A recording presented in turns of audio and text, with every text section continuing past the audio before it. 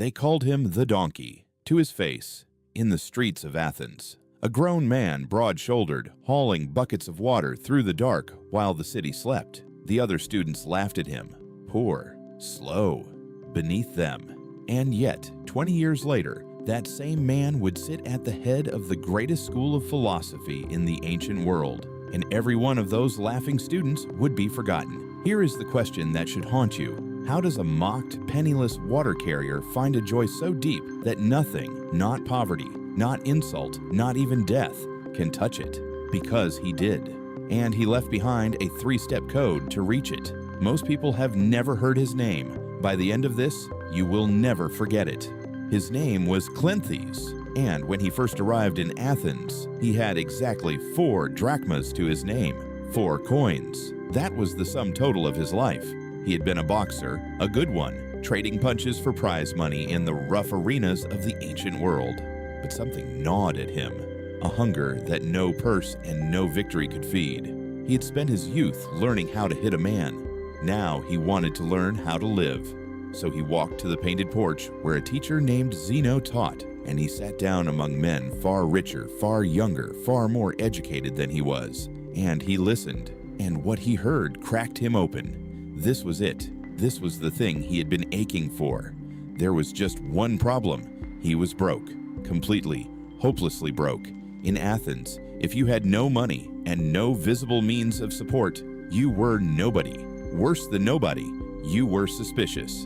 And here was Cleanthes, spending his days doing nothing but sitting and listening to philosophy, with no trade, no land, no income anyone could see.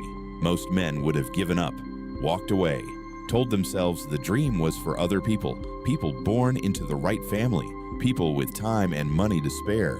You know that voice. We will come back to that voice. But Cleanthes did something else. When the sun went down and the lectures ended, he went to work. He found a garden that needed watering and a woman who needed her flower ground, and through the whole cold night he hauled water and turned the mill.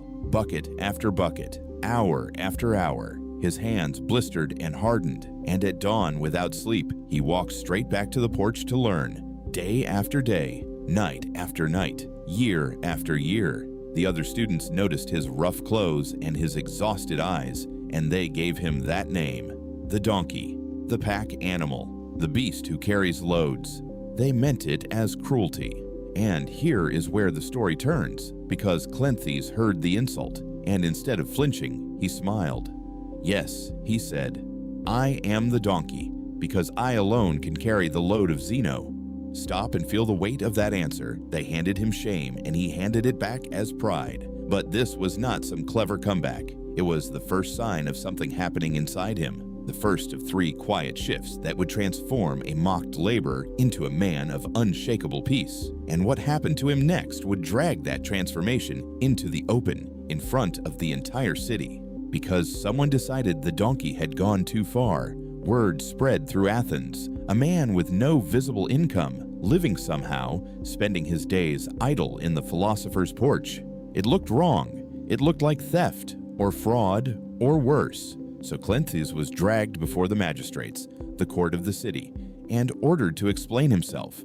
Where does your money come from? How does a man with no trade survive, answer, or face the consequences?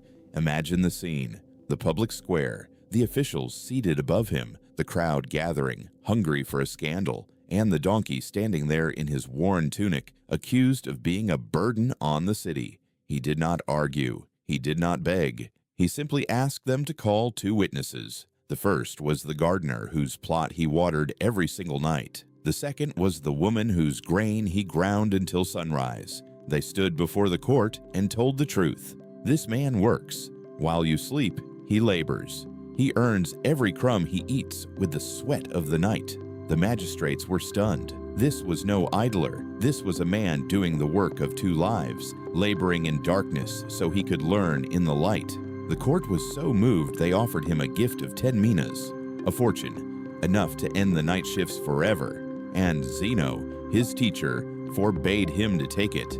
Sit with how strange that is. His master looked at his exhausted, blistered student and told him to refuse the money, to keep carrying the water, to keep grinding the grain. Why? Why would anyone deny a struggling man his rescue? Because Zeno understood something that the crowd did not, something you have never been told.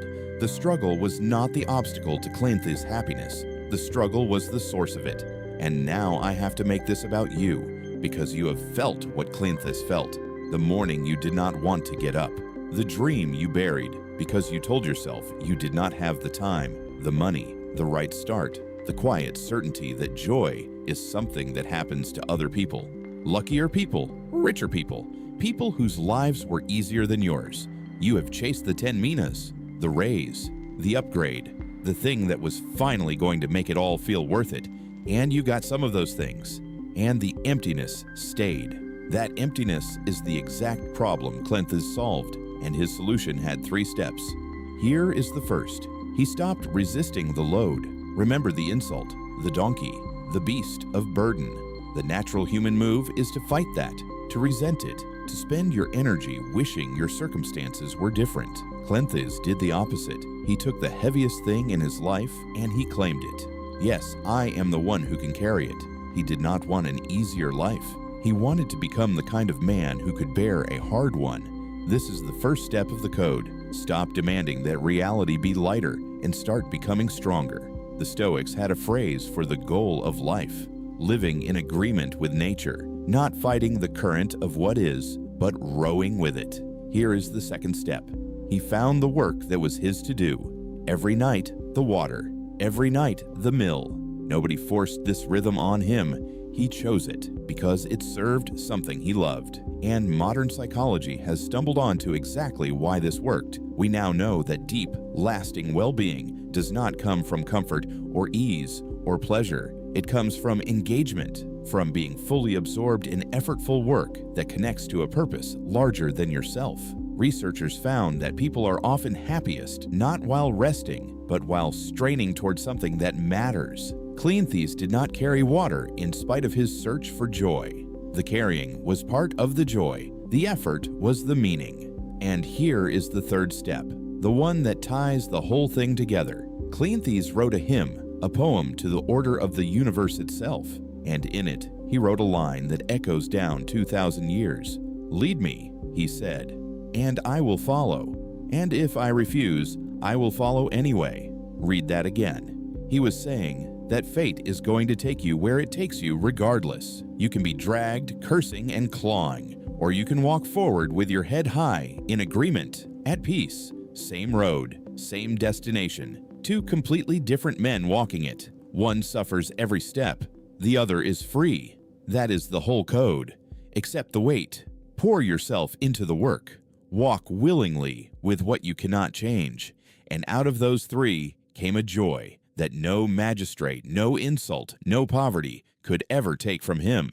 So let me answer the question I asked you at the very start. How does a mocked, penniless water carrier find a joy that nothing can touch? Not by escaping his hard life, by fully entering it, by stopping the exhausting war against his own reality and turning that same energy into caring, building, and consenting. Joy for Cleanthes was not the absence of hardship. It was what happened when a man stopped running from it. And you can begin tonight.